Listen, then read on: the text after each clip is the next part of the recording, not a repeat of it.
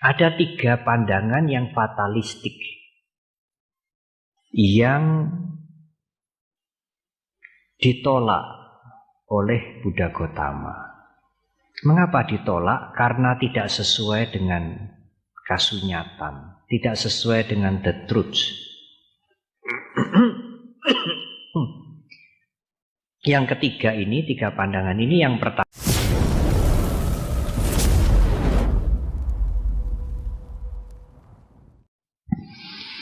salah satu ajaran pokok agama Buddha adalah hukum karma.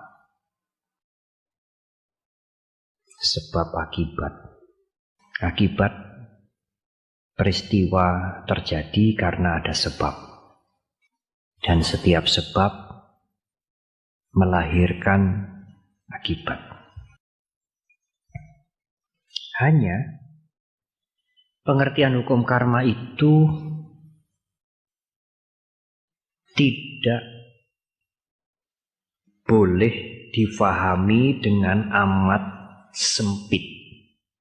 Apa artinya? Artinya semua yang terjadi, yang kita alami, bukan karena karma yang lalu. Memang yang lalu kita membuat banyak macam perbuatan, yang baik maupun yang tidak baik, dan berakibat.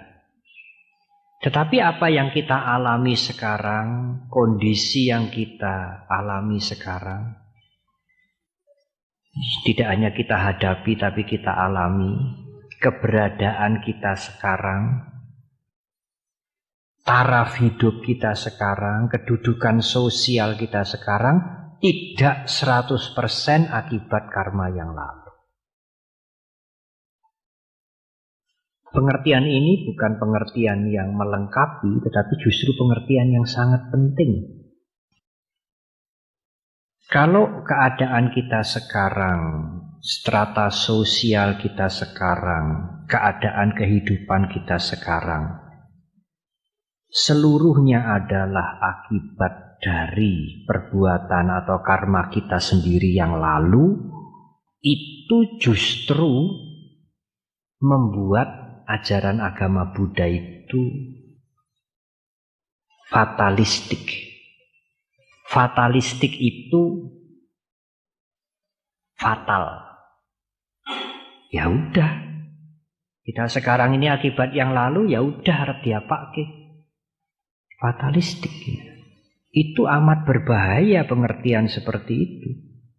Dan itu justru bertentangan dengan ajaran hukum karma yang diajarkan oleh Sang Buddha. Ada 3 pandangan yang fatalistik yang ditolak oleh Buddha Gautama.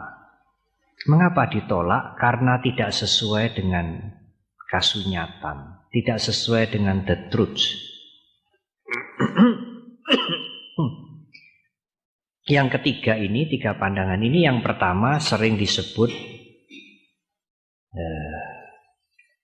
Iswara sentris, pencipta sentris. Segala-galanya itu memang sudah diciptakan begitu, digariskan begitu, ditakdirkan begitu. Segala-galanya. Mau miskin, mau kaya, mau sengsara, mau makmur, ibu bapak, saudara-saudara suatu ketika mati atau meninggal dengan cara begini atau cara begitu, ada orang menolong kita atau menjahati kita, semuanya itu sudah ada di dalam the grand skenario. Itu fatalistik. Menurut Buddha Gautama, lalu buat apa? Buat apa usaha-usaha yang kita lakukan? Karena kalau kejahatan itu juga sudah termasuk skenario, kita menjadi korban kejahatan juga sudah termasuk skenario, lalu buat apa? Buat apa usaha-usaha untuk perbaikan, untuk kemajuan dan sebagainya? Kebaikan, kebajikan, kasih sayang tidak ada pengaruhnya.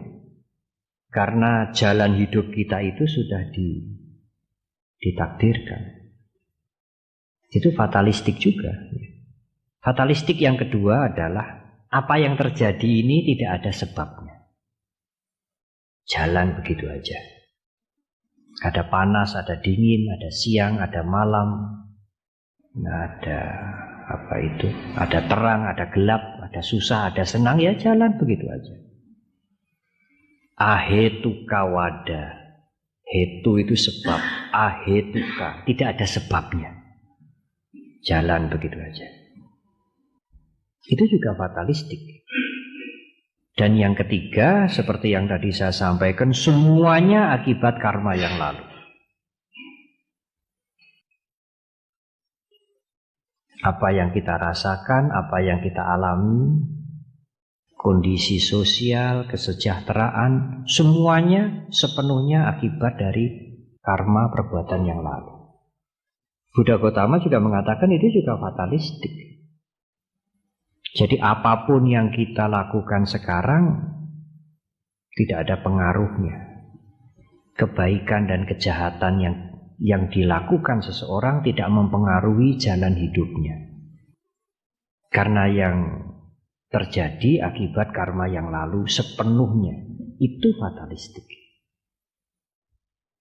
Dan sering umat Buddha yang sudah lama mengerti agama Buddha atau yang baru belajar tergelincir dalam pandangan seperti itu.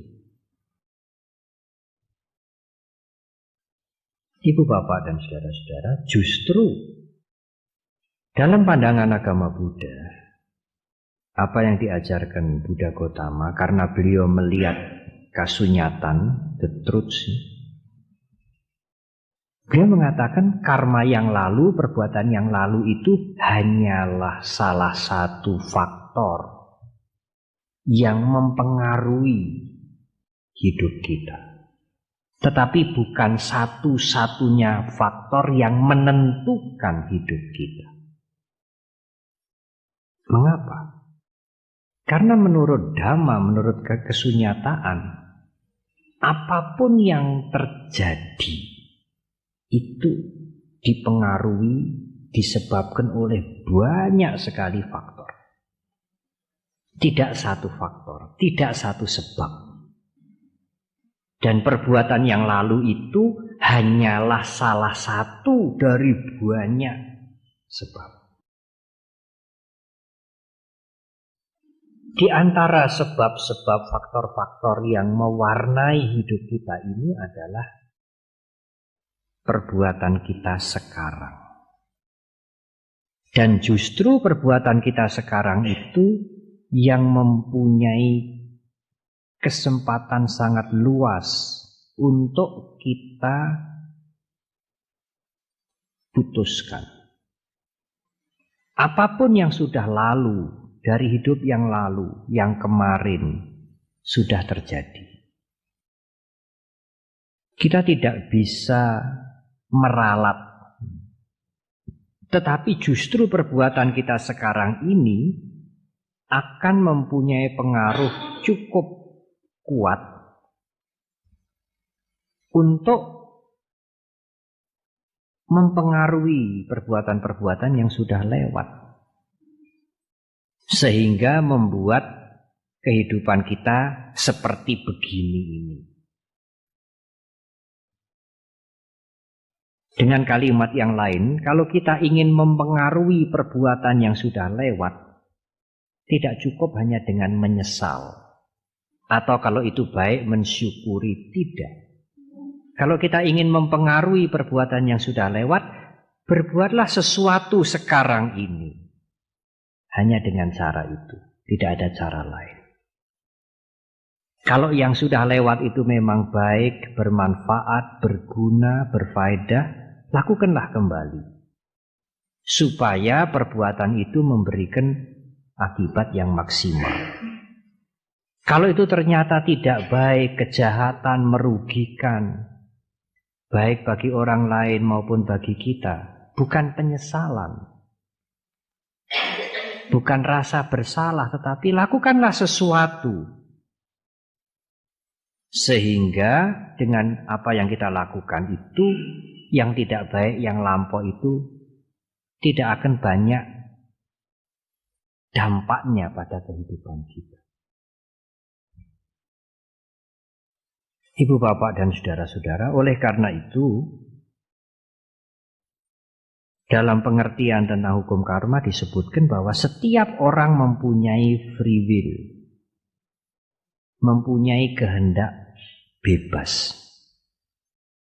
Dan dia bisa menggunakan kehendak itu untuk kebaikan atau kejahatan, untuk yang bermanfaat atau untuk hal-hal yang merugikan.